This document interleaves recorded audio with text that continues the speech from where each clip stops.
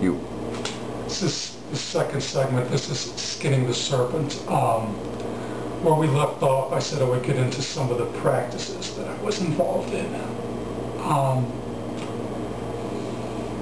Around 19 years old, I began to get involved in S&M. It's a subculture within itself. It's a subculture that accepted me. The initiation process, which was about 2 years, was brutal, to say the least. But I had learned at a very young age that pain was like a dog. And if you learned how to walk it, you could endure anything. The level of pain that I endured in the initiation gave me the ability to separate my mind from my body, which was necessary for me to endure what I had to endure. As an initiate, I had spiritual experiences. The combination of pain, the combination of hallucinogens allowed me to enter realms that I never dreamed existed. Realms that I would come to find were called the Qliphoth. These realms were literally layers of hell. We are told that, hell is the fiery furnace. I mean, we've all seen the 23 Minute in Hell book, which is fine if you're in the Christian community. It's an introduction, but there actually are 10 spheres of hell. And in the Qliphoth, to get there, you have to separate your mind from your body. The way I would do this was through S&M or sadomasochism, which is really a code term for sex magic. The idea was, as the top, or in terms of magic, the magus, the bottom, or the submissive, I would literally draw a sigil on the person that I was performing the act with. I'm not going to go into details, but basically it was this. Get that person possessed by the entities I was seeking, along with me getting possessed by the entities that I was seeking. Gate open, consciousness open, boom. You began to get the information. Literally, it was like a demonic spiritual download. Did this for years. The first two people I did this with, in particular, within a span between 1990 and 1996, that were female, both of them wound up institutionalized. Because to enter the realm of the demonic, you have to have the eyes of the demonic to see through.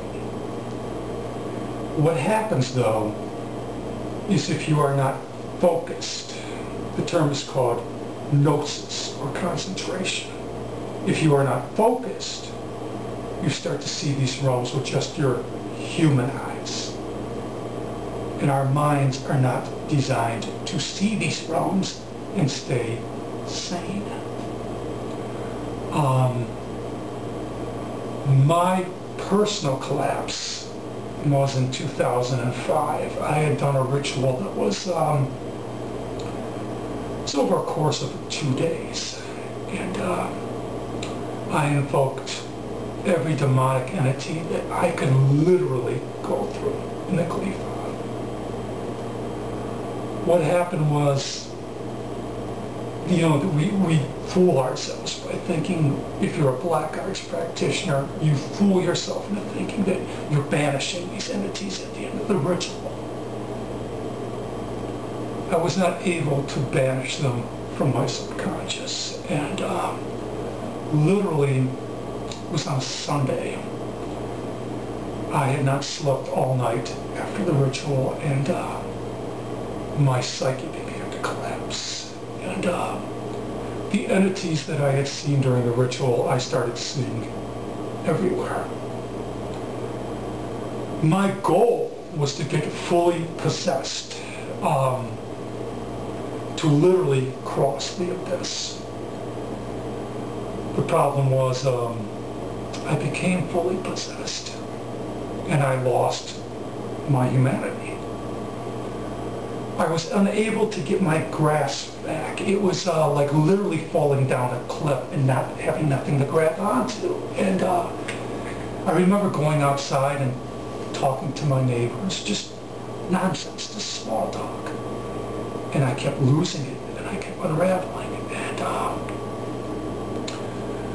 I wound up calling my psychiatrist, go figure, I'm in therapy. And she made a couple phone calls, and that night I wound up institutionalized.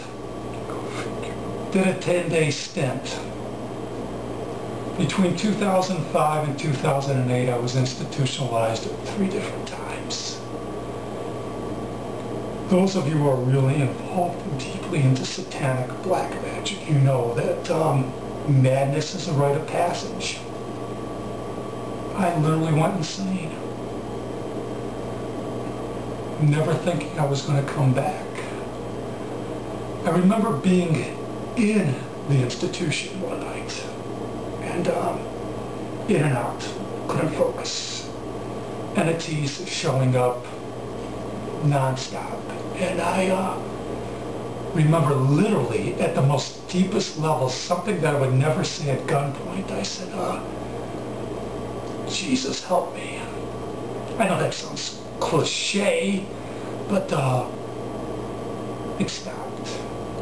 Not completely, but it stopped. And I knew I was going to have 1 or 2 choices. I was going to have to get help, spiritual help, or I was going to die. Because the Qliphothic, or the devil, was coming to get his due. And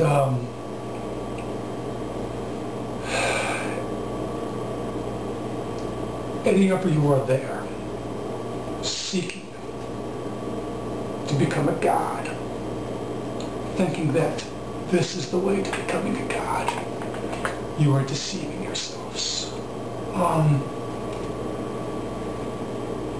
Towards the end, which would have been around 2008, my life in a full collapse. I began literally seeking God. I'd like to say that it was overnight that things got better, but they did not. Because the one thing you have to understand is that it was not enough for me to be possessed. I had to be a living sigil. I had to have the entities on my body. Lilith, Leviathan, other parts of my body. My house was a living fetish talisman. The whole house was. And I prided myself at one time on being the Aikabri Sanyo. In voodoo it's known as the hornless goat. But the hornless goat wound up insane, nearly broke, and alone. So I'm going to, in the future, get into more details of what I did. But right now, I'm just giving you a basic outline of my history. I want to say something about the people in the S&M community that I was involved in. There's still a lot of you that I care about. And this is not me taking a shot at the whips and chains crowd. This is me basically just saying that I know some of you are hurting. And I know what it is to wake up and be in your 40s and go, is this all there is? It's a bad place to be. And I'm going to do what I can to reach out. So, first segment in the background of my history, more to come. Peace.